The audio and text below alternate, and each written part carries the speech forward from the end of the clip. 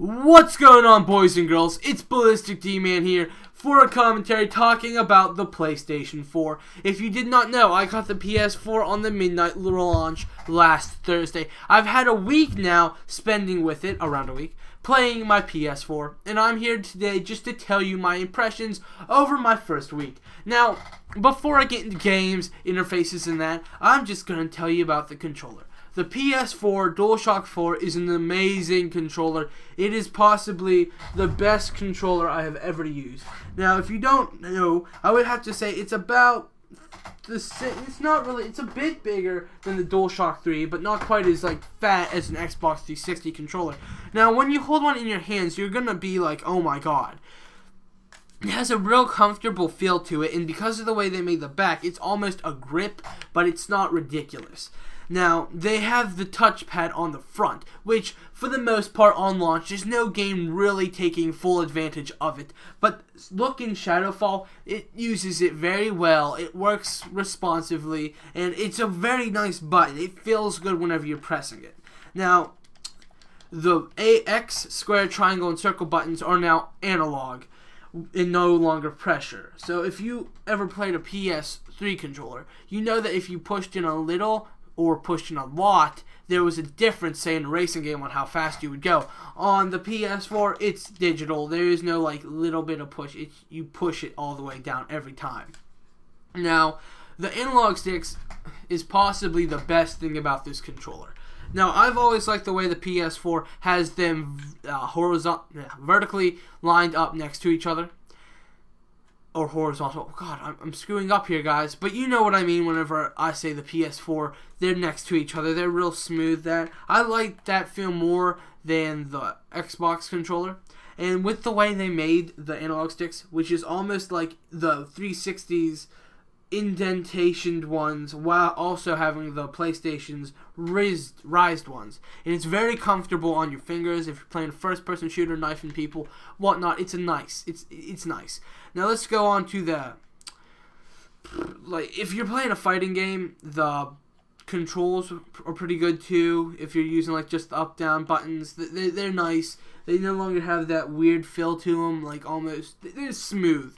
Let's talk about the triggers, which is another great enhancement. Now, if you've ever played the PS3, the triggers on that thing are horrible, honestly. Now, on the PS4, whenever you push them down, it's smooth. It feels good. For a shooter game, it's nice. Is it as good as the 360's? Probably not. Xbox is still probably the superior controller whenever it comes down to these, but triggers on here are really nice. Now, if you move up from the triggers on R1 and L1, they're essentially the same, and they're no longer a square, but they're more of a circular almost, but cut off. It's an interesting feel. They feel fine. Most of the time, they're grenades now, like on any other controller. Now, let's talk about options. Options is like start. Then you got the very weird share button.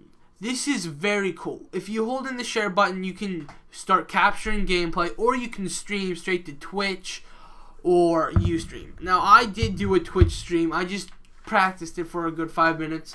Nobody watched it, but I did, and it worked fine. It looked good, and it played well. It streamed fine. Now, as of launch, I've only gotten to play a few games. Those include Battlefield 4, Assassin's Creed, and Killzone. Now, each one of these games is good. They all do a great job at showing off the PS4 having some power. If you're buying a PS4, pick up Killzone, not only because it's really fun, but due to the fact that when your friends come over, this is a great game to show them that the PS4 got power. It looks amazingly beautiful. I turned it on, and I was not completely blown away, but I was like, wow, this is something I'm pretty sure that the PS3 and the Xbox 360 could not do. Look at Battlefield 4. Battlefield 4 is finally giving you the PC experience on console. You got all 64 players. Or 66, I mean. Now, honestly, the PS4 one has had some server issues over on Battlefield. I won't lie. And they're trying to get them fixed with a patch that they're saying is going to come out next week. Now, finally, my favorite PS4 game I've played, Assassin's Creed 4. Assassin's Creed 4 is, amazing. It's such a great game. It looks good. It runs well. It's so much fun. It has an amazing story, and I'm thinking about attempting to platinum the game. That's how much I'm enjoying it. Those are the games I played. Now, the actual console itself is sexy. It is beautiful. The way it's angled looks weird in concept, but it looks good. Whenever you look at it on my TV stand, it's a nice looking console. Less like the Xbox One, which looks more like a VCR. The PS4 has a sleek design. The all around like design of the console is good. In size, it's not super small, but it's not huge either. There's no brick to plug it in, so you don't have to worry about like if you had a 360 with that giant brick. There's none of that. Now, the PSN thus far has worked primarily good. I bought PlayStation Plus. I'm liking it. I'm having fun with it. I'm getting free games like Resogun and Contrast. I haven't played either of them, but I did download both of them. The interface is really good. If you remember the toolbar of the PS3, that is gone. That crap is gone. That was horrible. This is more of a...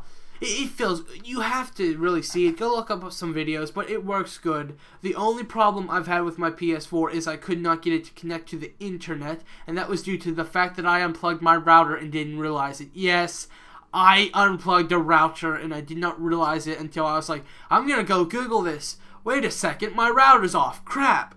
And then I fixed the problem. So, to pretty much wrap it up here, I'm liking my PS4. I'm very excited for upcoming PS4 games, and I do want to get some more PS4 games. Now, before I go, you guys are probably going to ask me anyway in the comments, why did I choose it over the Xbox One? The answer is I didn't. I made a choice. I flipped a coin, and I got heads, which happens to be PS4. And also, I'm not completely attracted to the Xbox One's package right now, considering they're forcing the Kinect down my throat. If you guys make a selection of the Xbox One where I don't have to mandatorily buy the Kinect, I would definitely highly be interested in the Xbox One. Now, that's pretty much it. In about a week or two, once I'm buying a device that will allow me to record PS4 gameplay off of Amazon. Once I get that in and I get some gameplay, I'm going to do a full console review talking about the controller in more depth, talking about the games in more depth, and just talking about the console in general in more depth. So right now, I'm loving it. Not loving it. I'm liking it. It works good. And yeah, that's pretty much it, guys. I'm liking my PS4. I'll see you next time. Peace.